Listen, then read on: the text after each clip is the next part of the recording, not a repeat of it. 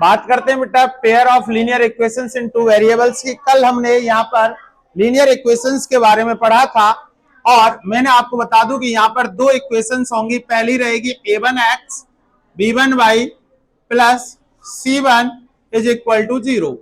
दूसरी रहेगी a2x plus b2y plus c2 is equal to 0। यानी कि यहाँ पर पेयर रहेगा लीनियर इक्वेशनों का। मैंने आपको लीनियर इक्वेशंस के लिए एक फॉर्म भी बताई थी, ax plus by plus c is equal to 0। यानी कि यहाँ पर दो वेरिएबल होंगे x और y, और भी कोई वेरिएबल हो सकता है, p q s r, कोई भी वेरिएबल्स यहाँ पर हो सकता है। और यहाँ पर कभी भी a not is equal to 0 और b not is equal to 0।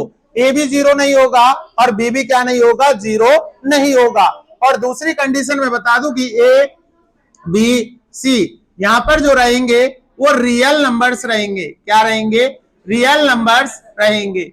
अब बात आती है जो हम क्लास 10th में जो हमारे पास टॉपिक है वो है लीनियर इक्वेशंस को, यानी कि पेयर को इनके को सॉल्व करना, यानी कि उसके सॉल्यूशंस निकालना।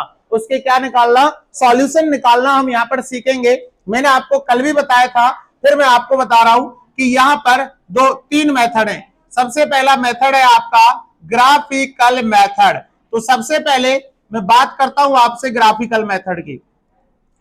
ग्राफिकल मेथड में तीन कंडीशंस होती हैं। आपको ध्यान से सुनना है कि जो ग्राफिकल मेथड होता है उसके अंदर तीन कंडीशंस होती हैं। और तीन कंडीशंस की मैं बात करूं तो तीन टाइप का ग्राफ बनता है।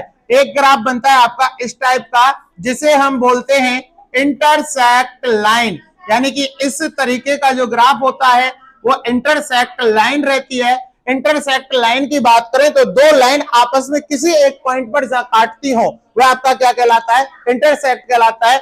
जैसे ये यहां पर काट रही है तो हम इसे बोलते हैं इंटरसेक्ट पॉइंट। ये क्या कहलाता है? Intersect point. आगे मैं आपसे बात करूं कि जो जितनी जगह पर काटेंगी उसके उतने ही सॉल्यूशन होंगे। तो यहां पर ये कितनी जगह पर काट रही है? एक जगह पर काट रही है, तो इसका जो सॉल्यूशन होगा वो क्या होगा? Only one solution. क्या होगा? ओनली वन सॉल्यूशन, यानी कि इसका केवल एक हल होगा। और ओनली वन सॉल्यूशन की बात करें या इसकी हम दूसरी बात करें तो यूनिक सॉल्यूशन। क्या होगा? Unique solution. यहां से एमसीक्यू में कई बार क्वेश्चन बन जाते हैं कि यूनिक सॉल्यूशंस की क्या कंडीशन है, या वन सॉल्यूशन की क्या कंडीशन है, या इंटरसेक्ट लाइन की क्या कंडीशन है, या आपसे पूछे कि आपकी जो इक्वेशन है a1 upon a2 not is equal to b1 upon b2 हो, तो आपका जो ग्राफ है वो कौन सा बनेगा। तो जब ये कंडीशन होती है तो उस समय हमारा जो ग्राफ बनेगा वो इंटरसेक्ट लाइन बनेगी। क्या बनेंगी? इंटरसेक्ट लाइन बनेगी। ये था इंटरसेक्ट लाइन की कंडीशंस। यहां पर मैंने आपको कुछ एग्जांपल्स बता दूं, जैसे मेरे पास एक 4x plus 3y plus 2 is equal to 0। यहां मैं ले लेता हूं 9x plus 3y plus 3 is equal to 0। सबसे पहले आपसे उसने ये कंडीशन दी और आपसे पूछा कि आप मुझे चेक करके बताओ इन दोनों इक्वेशनों में आपका कौन सा ग्राफ बनेगा। तो सबसे पहले मैं आपको बता दूं कि आपको इक्वेशंस का नाम करण कर लेना है, ये 1 और ये 2। मैंने आपको बताया a1 b1 c1 इक्वेशन 1 को मान लें, a2 b2 c2 इक्वेशन 2 को मान लें। सबसे पहले a1 की बात करूं तो इक्वेशन नंबर 1 जो रहेगी उसमें a1 x के आगे वाली वैल्यू a1 कहलाएगी। तो a1 बराबर हो गया 4, b1 बराबर जो होगा आपका वो होगा 3 और c1 होगा वो होगा 2। x के आगे वाली वैल्यू a1, y के आगे वाली वैल्यू b1 और जो नंबर है वो c रहेगा। ऐसे ही a2 is equal to 9, b2 is equal to 3 और c2 इज इक्वल टू 3। अब हम यहां पर क्या करते हैं? इनकी कंपैरिजन करते हैं, इनकी आपस में क्या करते हैं? कंपैरिजन करते हैं। कैसे? 4 अपॉन 9 और 3 अपॉन 3। 3 से 3 हो गया, वो कट गया। अब आपने करा कि 4 अपॉन 9 और 1, क्या ये दोनों आपस में बराबर है? नहीं है, तो ये क्या हो गए? Not is equal to. तो हम कह सकते हैं a1 upon a2 is not is equal to b1 upon b2, a1 upon a2 not is equal to b1 upon b2। तो इस जगह पर आपका जो ग्राफ बनेगा वह कौन सा बनेगा, इंटरसेक्ट ग्राफ आपका यहां पर बनेगा। तो याद रखना बेटा, और जो इंटरसेक्ट ग्राफ बनता है इसका भी एक नाम और होता है, यहां पर दो नाम और होते हैं जो कल हमने पढ़े, वो इंटरसेक्ट पैरेलल और एक पढ़ा था हमने कोइंसिडेंट। अब इसका एक नाम और होता है कोइंसिस्टेंट।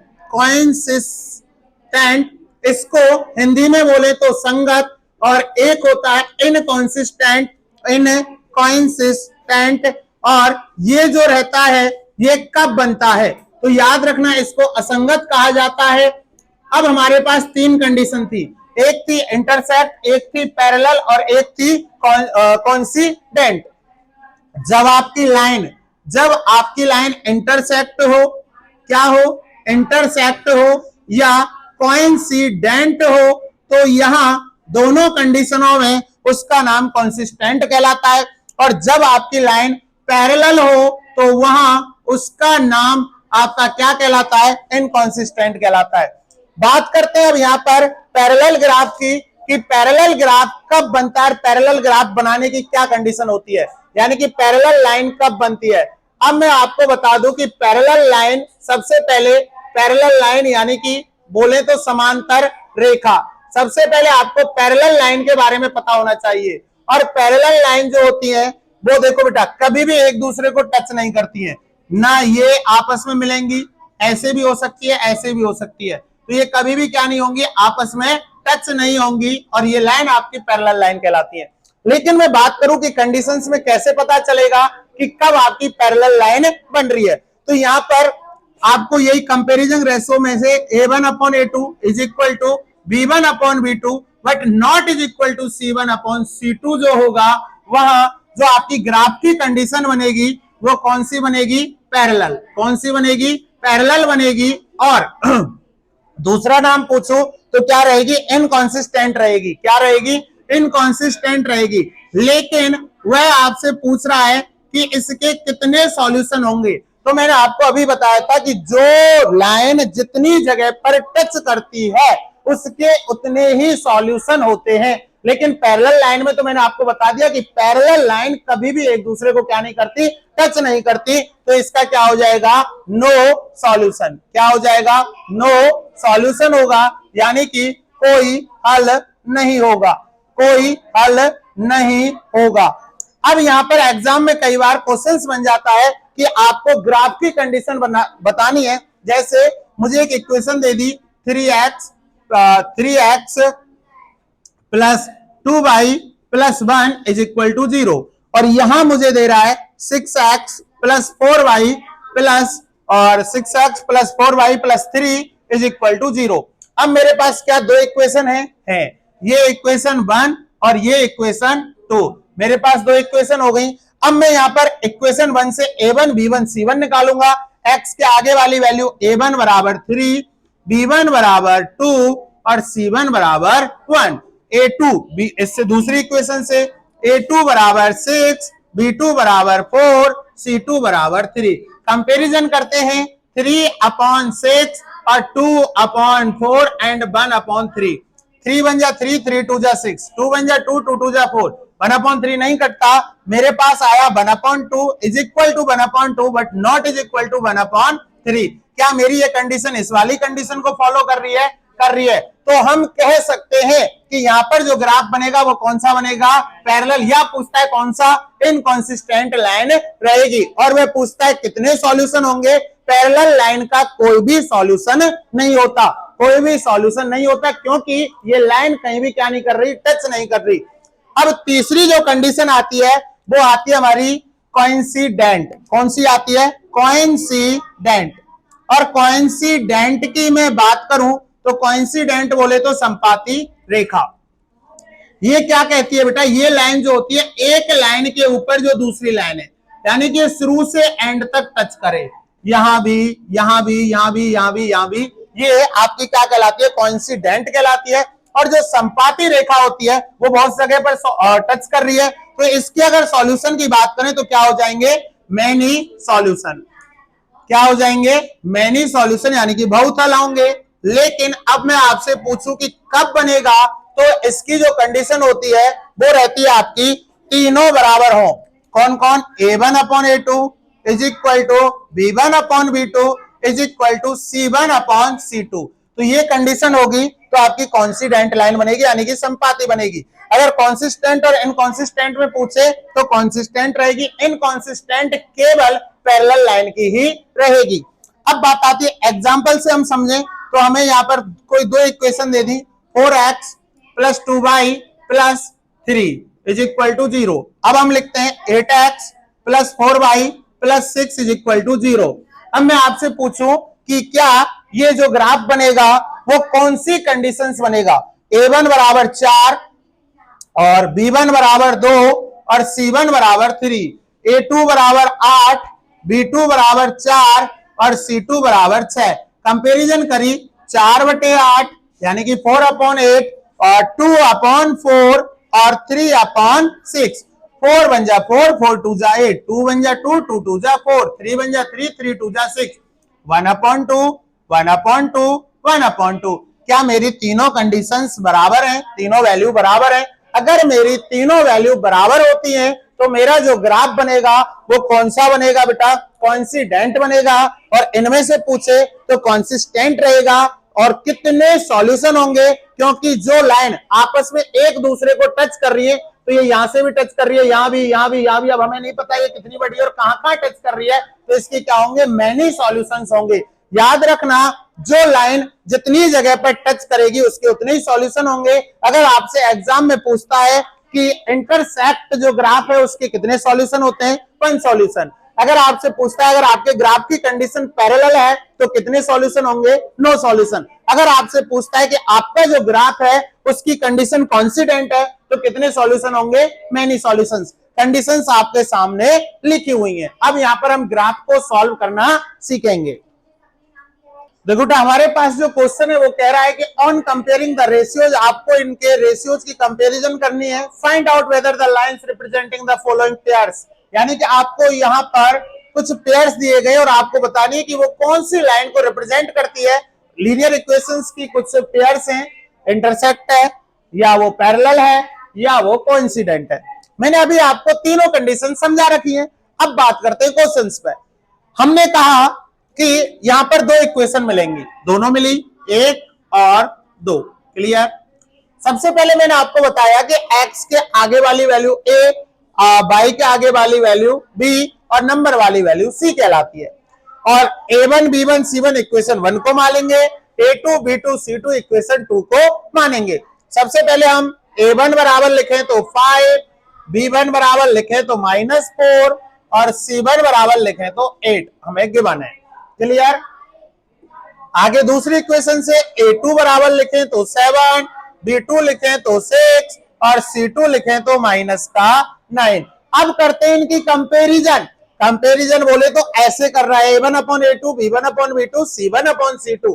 a1 अपॉन a2 यहीं कर दूं, इसको लिखा आपने 5 अपॉन 7 -4 अपॉन 6 8 अपॉन 9। अब देखो अभी मैंने यहां ना कोई इज इक्वल टू लगाया ना नॉट इज इक्वल टू लगाया।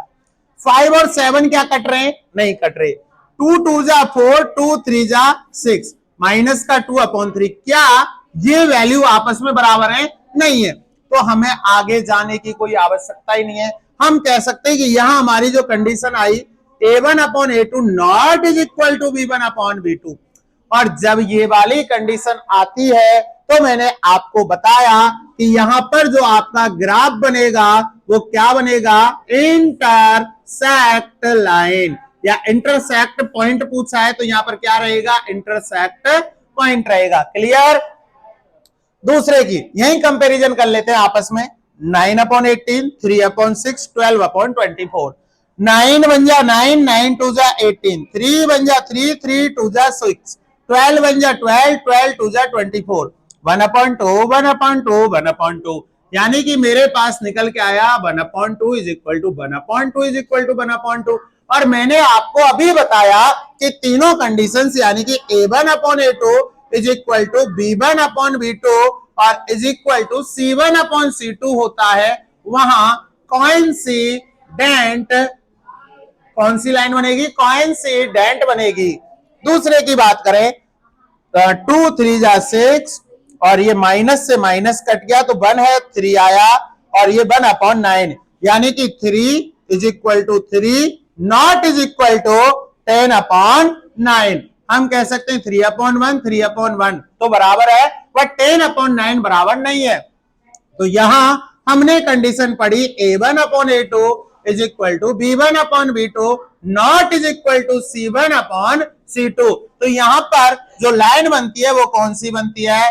पैरेलल लाइन यहां पर बनती है। तो कौन सी बनेगी? पैरेलल। तो मैं आपसे जो कहना चाह रहा हूं वो आप ध्यान से सुन लें कि आपसे इस टाइप से जब क्वेश्चन पूछे तो आपको उनकी कंपैरिजन करनी है और कंपैरिजन करने के बाद आपको यहां पर ये वाली कंडीशंस को फॉलो करके बता देना है। लेकिन यहां पर एक जो क्वेश्चन है वो अलग टाइप से आ जाए, जैसे यहां पर तो आपने पढ़ लिया कोइंसिडेंट, वो क्या बोलते हैं, इंटरसेक्ट, पैरेलल और कोइंसिडेंट, बट यहां पर ये ना आकर वो कहे कॉन्सिस्टेंट, कॉन्सिस्टेंट और इनकॉन्सिस्टेंट, इनकॉन्सिस्टेंट ये कहे तो भैया इसके लिए क्या करोगे? तो मैं बता दूं कि जो लाइन पैरेलल होगी केवल वही आपकी क्या रहेगी? इनकॉन्सिस्टेंट रहेगी। जिस लाइन की कंडीशन ये वाली आएगी A1/A2 is equal to B1/B2 not is equal to C1/C2, यानी कि दूसरी बात कि वह पैरेलल लाइन होगी तो वह आपकी क्या रहेगी बेटा? इनकॉन्सिस्टेंट रहेगी। अन्यथा आपकी इंटरसेक्ट पॉइंट भी जो रहेगा वो भी कॉन्सिस्टेंट रहेगा, कॉन्सिडेंट रहेगा वो भी कॉन्सिस्टेंट रहेगा। ठीक है, देखो बेटा यहां पर हमारे सामने क्वेश्चन है on comparing the ratios A1/A2 B1/B2 C1/C2, यानी कि आपका ये वही वाला क्वेश्चन है अभी हमने जो पढ़ा था वो पैरेलल और कॉन्सिडेंट और इंटरसेक्ट। अब यहां पर हमने अभी ये भी पढ़ा था कॉन्सिस्टेंट एंड इनकॉन्सिस्टेंट, लेकिन इसी से रिलेटेड मैं आपको कुछ क्वेश्चंस करा रहा हूं। जैसे मेरे पास ये तो इक्वेशन दोनों लीनियर इक्वेशन है तो इनमें हमें कोई प्रॉब्लम नहीं होती है, लीनियर इक्वेशंस को सॉल्व करने में तो हमें कोई प्रॉब्लम नहीं होती है। हम लिख सकते हैं 3/2 और 2/-3, 3/2 और 2/-3, A1 3 और A2 2, B1 2 और B2 -3, क्या ये दोनों बराबर हैं? नहीं है। नॉट इज इक्वल टू 3/2 और 2/-3 आपके बराबर नहीं है। तो यह मैं कह सकता हूं कि ये जो लाइन बनेगी कॉन्सिस्टेंट बनेगी। मैंने आपको अभी बताया कि कॉन्सिस्टेंट लाइन जो कंडीशन आपकी इंटरसेक्ट वाली होगी वहां आपकी कौन सी लाइन बनेगी? कॉन्सिस्टेंट लाइन बनेगी। तो यहां पर इंटरसेक्ट वाली आ रही है A1/A2 not is equal to B1/B2, clear. लेकिन दूसरे क्वेश्चन में मैंने देखा कि यहां पर कहीं भी लीनियर इक्वेशन नहीं है। अब आप इस क्वेश्चन को सॉल्व करना सीख लें। पहले है 3/2x plus 5/3y is equal to 7, ये इक्वेशन नंबर 1 है। इस इक्वेशन नंबर 1 को सबसे पहले लीनियर इक्वेशन बनाना है और लीनियर इक्वेशन बनाने के लिए नीचे वाले काम को खत्म कर देना है, 2 3 जो भी है नीचे उसको। तो इसको हटाने का केवल एक ही तरीका है कि बीच में प्लस माइनस लगा हुआ है, तो एलसीएम लेते हैं। 2 3 का एलसीएम आया 6 और 2 3 जा 6, 3 बार गया, 3 का 3 से मल्टीप्लाई किया 9x प्लस 3 2 जा 6, 2 बार गया, 2 का 5 से मल्टीप्लाई किया 10y इज इक्वल टू 7। तो ये हो गया आपका 9x प्लस 10y और 7 का 6 से मल्टीप्लाई किया 42। अब ये इक्वेशन आ गई और दूसरी हमारे पास ऑलरेडी है 9x minus 10y is equal to 14। देखो बेटा 9/9 आ गया, A1 9 A2 9, B1 10 but B2 -10, 9 1 जा 9, 9 1 जा 9, 10 1 जा 10 -1, तो हम कह सकते हैं 1 इज -1 जो कि क्या है? Not is equal to. तो ये भी आपका क्या है? इंटरसेक्ट। और ग्राफ की कंडीशन जो यहां होगी वह आपकी कौन सी रहेगी? कॉन्सिस्टेंट रहेगी। कौन सी रहेगी? कॉन्सिस्टेंट रहेगी। ऐसे ही थर्ड क्वेश्चन में दे रखा है आपको 4/3x plus 2y is equal to 8। याद रखना बेटा pair of linear equations in 2 variables में कोई भी क्वेश्चन फ्रैक्शन की फॉर्म में होता है उसको खत्म करना है। इक्वेशंस वाले हर टॉपिक में खत्म करते हैं। थ्री हमारा एलसीएम आया तो ऊपर 4x रह गया प्लस जिसके नीचे कुछ नहीं 1 का 3 में डिवाइड दिया 3 बार, 3 का 2 से multiply 6y is equal to 8 और इस 3 का इससे मल्टीप्लाई ये हो गया 4x plus 6y is equal to 24 और दूसरी इक्वेशन है 2x plus 3y is equal to 12 करें 4/2 a1/a2 b1/b2 6/3 और 24/12 ये आया आपके पास। देखें 2 2 जा 4 3 2 जा 6 12 2 जा 24 2 2 2 तीनों क्या है बराबर है। तीनों आपकी जब बराबर होती है कॉन्सिडेंट बनती है और कॉन्सिडेंट के लिए भी आपकी जो कंडीशन रहेगी वो कौन सी रहती है कंसिस्टेंट रहती है। कौन सी रहती है कंसिस्टेंट रहती है। इनकंसिस्टेंट केवल पैरेलल में ही बनेगा। इनकंसिस्टेंट केवल किस में बनेगा पैरेलल में ही बनेगा। ये था आपके ग्राफ से एमसीक्यू टाइप के क्वेश्चन पूछने की। अब हम ग्राफ से एक्स और वाई की वैल्यू निकालना सीखेंगे। तो बात करते हैं यहां पर ग्राफ करने की और ग्राफ में आपको बाद में कराऊंगा। अभी पहले एक छोटा सा ग्राफ समझ लेते हैं कि ग्राफ कैसे बनाते हैं। सबसे पहले हमारा काम है ग्राफ को समझना। यहां पर हमारे पास दो इक्वेशंस होंगी, ठीक है, और यहां से अब मुझे पहले इस ग्राफ की कंडीशंस को चेक करना है। a1 बराबर x के आगे वाली वैल्यू 1 क्योंकि x के आगे कुछ है नहीं है 1 और b1 बराबर भी आपका 1 और c1 बराबर 5 a2 बराबर 2 b2 बराबर 2 और c2 बराबर 10 1/2 1/2 1/2 is equal to 1/2 is equal to 1/2 यानी कि तीनों वैल्यू मेरी बराबर आई। a1/a2 is equal to b1/b2 is equal to c1/c2। तो इस कंडीशन में मेरा जो ग्राफ बनेगा कॉन्सिडेंट लाइन बनेगा। कौन सा बनेगा कॉन्सिडेंट लाइन बनेगा। और अगर सॉल्यूशन पूछे तो कितने होंगे मैनी सॉल्यूशन होंगे। कितने होंगे मैनी सॉल्यूशन होंगे। बात करते हैं ग्राफ बनाने की। जब आप ग्राफ बनाओ तो हमारे पास जो यहाँ दो इक्वेशन है, जैसे इक्वेशन फर्स्ट, मैं सबसे पहले फ्रॉम इक्वेशन फर्स्ट से बात करता हूं। फ्रॉम इक्वेशन फर्स्ट मेरे पास जो इक्वेशन फर्स्ट है यहां से मैं x और y की दो वैल्यू निकालूंगा। x प्लस वाई बराबर 5 ऐसे एक बॉक्स बनाएं, उस बॉक्स में इसको पुट करेंगे। अब देखो यहाँ x बराबर आप कुछ भी रख लो जो आपका मन कर रहा है। Put x is equal to 0। जैसे ही आपने x plus y is equal to 5 की कंडीशन में 0 रखा तो y बराबर आपका कितना आ गया 5। तो x और y, x पे जब आपने 0 रखा तो y पे कितना आया 5। और भी वैल्यू पुट कर सकते हैं। Put x is equal to 1 कर लो। x इज इक्वल टू क्या कर लो 1 कर लो तो 1 plus y is equal to 5। आपका ये 1 उधर गया तो किसका हो गया बेटा माइनस का और y बराबर कितना आ गया 4। जब x 1 रखा तो y बराबर कितना आया 4। सेम काम आपको सेकंड इक्वेशंस में करना है। From equation second, from equation second यानी कि समीकरण 2 से भी हम बात करें तो क्या है 2x plus 2y is equal to 10। हम यहां रख लेते हैं put x is equal to 0। x बराबर हमने 0 रखा तो ये हो गया 2 into 0 plus 2y is equal to 10। जहां x है वहां 0, 2 का 0 से मल्टीप्लाई किया 0 plus 2y is equal to 10 और y इज इक्वल टू क्योंकि अब यहाँ 2y बच गया तो 2 कहां चला जाएगा अपॉन में और 2 5 जा 10 y बराबर आ गया 5। यानी कि मैं बताऊं आपको कि आपने इक्वेशन सेकंड में x और y, x बराबर जब आपने 0 रखा तो y बराबर कितना आया 5। ऐसे ही दूसरी वैल्यू रख लेते हैं। Put x is equal to 1। x बराबर क्या रख रहे हैं हम 1 रख रहे हैं। समीकरण है इक्वेशन है 2x प्लस 2y बराबर 10। x बराबर 1 रखा तो 2x की जगह 1 plus 2y is equal to 10। 2 का 1 से मल्टीप्लाई किया 2 plus 2y is equal to 10। 2y बराबर 10 और ये 2 उधर जाएगा प्लस वाला माइनस का 2y बराबर 8 और y बराबर 8/2 जो कि कितना आ गया 4।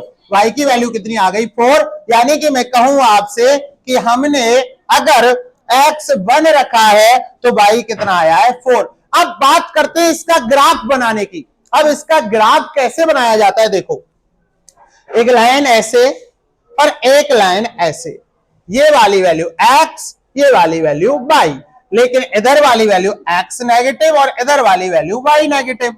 ये 0, x पे 1 2 3 4 5 6, 1 2 3 4 5 6, माइनस का 1 माइनस का 2 माइनस का 3 माइनस का 4 माइनस का 5, माइनस का 1 माइनस का 2 माइनस का 3 माइनस का 4 माइनस का 5। ये हमारे पास यहां पर क्या है, वैल्यूज हैं। अब बात करते हैं इक्वेशन फर्स्ट से। x बराबर 0 रखा तो y बराबर 5 था। 0 x और y का यही रहता है। x के 0 पे y 5 चलना है तो 0 यहां और y 5 आ गया आपका यहां। क्लियर? तो ये कंडीशन बन गई 0,5, x की वैल्यू आगे y की वैल्यू पीछे। दोबारा x बराबर 1 y बराबर 4, x बराबर 1 ये रहा और जस्ट इसके ऊपर चलोगे y के 4 पे ऐसे ऐसे ऐसे ऐसे ऐसे आपके ग्राफ में मिलेगा और y का 4 आपका ये रहा और ये हो गया आपका x की वैल्यू आगे y की वैल्यू पीछे और इन दोनों पॉइंटों को हमने मिला दिया, ये बन गया। अब बात करते हैं, ये बन गई इक्वेशन फर्स्ट की लाइन। अब बात करते हैं इक्वेशन सेकंड की। x बराबर 0 y बराबर 5, x बराबर 0 y बराबर 5, x बराबर 0 y बराबर 5 यही आएगा। x बराबर 1 y बराबर 4, x बराबर 1 और y बराबर 4 ये भी आपका यही आएगा। तो मैं अगर इन दोनों पॉइंटों को मिलाऊं तो ये लाइन आपकी कैसे इसी के ऊपर चलेगी या नहीं चलेगी, दूसरी भी इसी के ऊपर चलेगी। और ये जो कंडीशन है आपकी कौन से ग्राफ की कंडीशन कहलाती है, कॉन्सिडेंट, जिसे हम कहते हैं कॉन्सिडेंट कहलाता है। और कॉन्सिडेंट बोले तो संपाती, और संपाती के अगर सॉल्यूशन पूछे तो आप इसके सॉल्यूशन क्या होंगे, मैनी सॉल्यूशन। तो ये होता है ग्राफ। ग्राफ यहां पर 3 टाइप का बनता है। कल इंटरसेक्ट आपको मैंने बता दिया था, आज मैंने आपको यहां पर बताया है कॉन्सिडेंट, और ऐसे ही बनता है आपका पैरेलल। ऐसे आप वैल्यू पुट करोगे और उसको बनाओगे।